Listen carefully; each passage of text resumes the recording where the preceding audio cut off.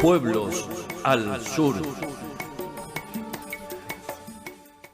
Claro, y Rosalén sabemos que se para de un lado, como corresponde, ¿no? Porque, sí. Claro. La vida tiene que ver con pasiones y con posicionamientos, y Claro. eso es lo que llevo adelante siempre. Milito por el derecho al fútbol, por el derecho al juego de las mujeres, Claro. y sobre todo por el fútbol femenino. Y Newell's es parte también de mis inquietudes académicas, a donde lo he llevado, digamos. Claro. No solo porque vive en tu corazón, sino es como hacerlo parte en ese afuera que de alguna manera da cuenta, ¿no? Es poner y hacer un trabajo sistemático, consciente. Y esto también es parte, digo, los feminismos que nos atraviesan hoy, digamos, han atravesado todas las esferas. Claro. El deporte, el fútbol, no ha estado exento en nuestros debates, digamos, a nivel institucional o como hinchas o en espacios donde participamos. Todo esto ha movido el avispero, o sea, y es inevitable que surjan deseos de conocer quiénes fueron las mujeres que han tenido que ver con la historia del club, qué es el rol de las mujeres hoy, etcétera. Claro. Una tarjetita muy cálida, muy amorosa, que tiene que ver con esto que estás diciendo. ¿Puedes mencionarlo? ¿Puedes contar? Sí, este es el trabajo que presenté hoy, que es sobre la figura de Anna Margareta Jorgensen.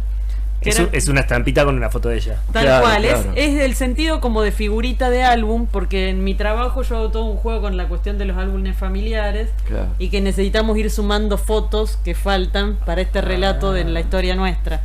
Pasa que hoy en la mesa apurada no pude hacer todo ese comentario. Está muy bueno. Espérate con eso. Mi trabajo se llama Las viejas muchachas de Newell's, un acercamiento biográfico sobre Anna Margareta Jorgensen, 1858-1899, el fútbol en Rosario entre la escuela y el club. Claro. Tiene que ver con que lo que es el espacio de lo que surge como Newell's Old Boys fue un espacio pionero de la práctica del Football Association en Argentina. Y bueno, nosotros desde el espacio donde yo participo fuera de lo académico, que es el Núcleo de Estudios e Investigaciones Histórico-Culturales Identidad Leprosa, sostenemos que Isaac Newell es el pionero del fútbol argentino anterior a Hatton. Pero el relato de Buenos Aires lo ha posicionado a él y la AFA sostiene todo ese relato. Bueno, ahí está el periodista deportivo. No puedo decir nada porque tiene razón.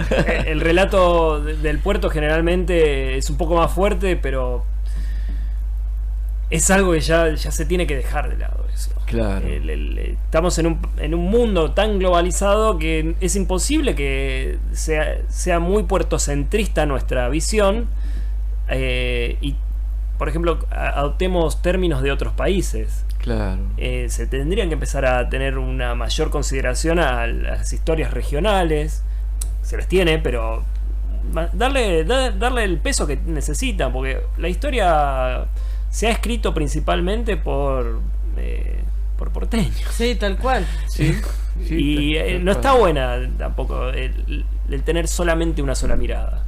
Tal cual. Digamos, hay que reescribir esto del rescate de las historias locales desde cada una de estas provincias donde ha estado esta práctica y donde se ha desarrollado, pero a su vez hay que incorporar a las mujeres como actrices que fueron protagónicas también de todo este proceso. Claro. En el caso del Club Atlético Newell's Old Boys, si bien el club nace en 1903, la experiencia previa es con el Club Atlético Newell's School, que es donde se produce en el Colegio Comercial Anglo-Argentino este primer espacio de práctica deportiva. Claro. Y Anna Margarita fue tan partícipe como Isaac Newell en el desarrollo de esa práctica.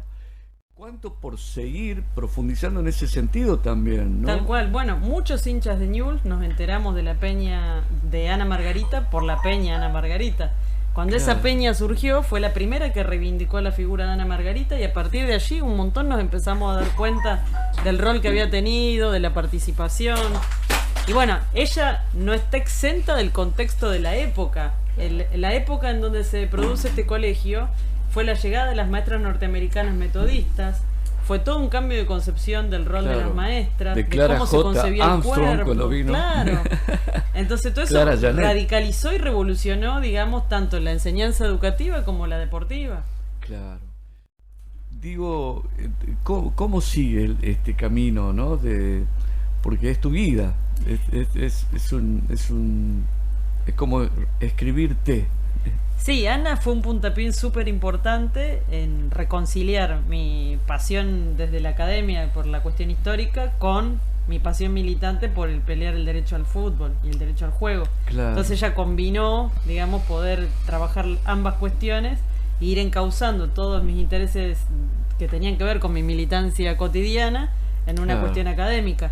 Claro. Ana surge como un origen para hacer una genealogía de la historia de las mujeres de Ñuble que pueda llegar hasta hoy.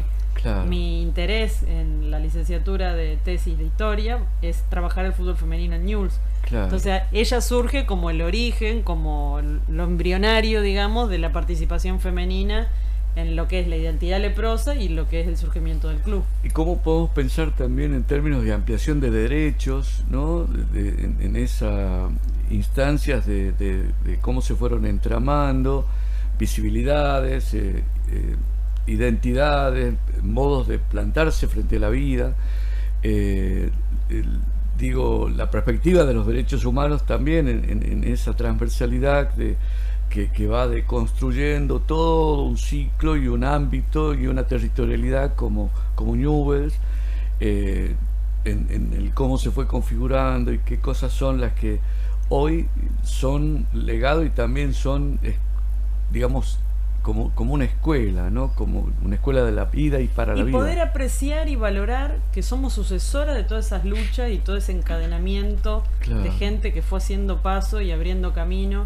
Digo, si Ana no hubiera aparecido junto con Isaac y no hubiera aparecido el fútbol en esa práctica deportiva, quizás no hubiera surgido después el club como tal y no hubiera sido un espacio en el que las mujeres se sientan parte. Digo, en Rosario se jugó el primer partido de fútbol femenino registrado en la prensa. Claro. Que digo, son datos que dicen por qué surgió ahí, por qué apareció ahí y no en otro lado.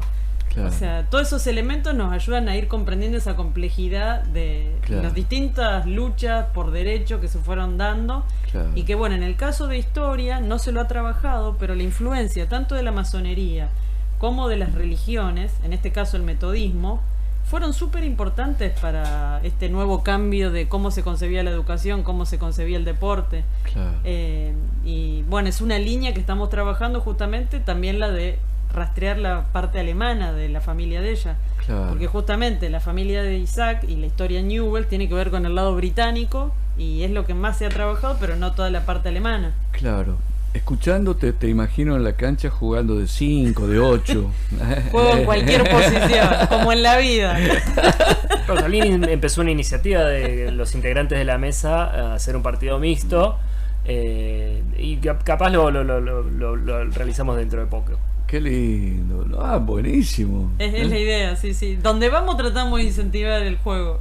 Sí, sí. Bueno, avisen. Dale. Avisen. Bueno, agradecido a Leandro Bravo, Rosalín, Ruiz. Hemos hecho como una extensión áulica, ¿no? de la mesa.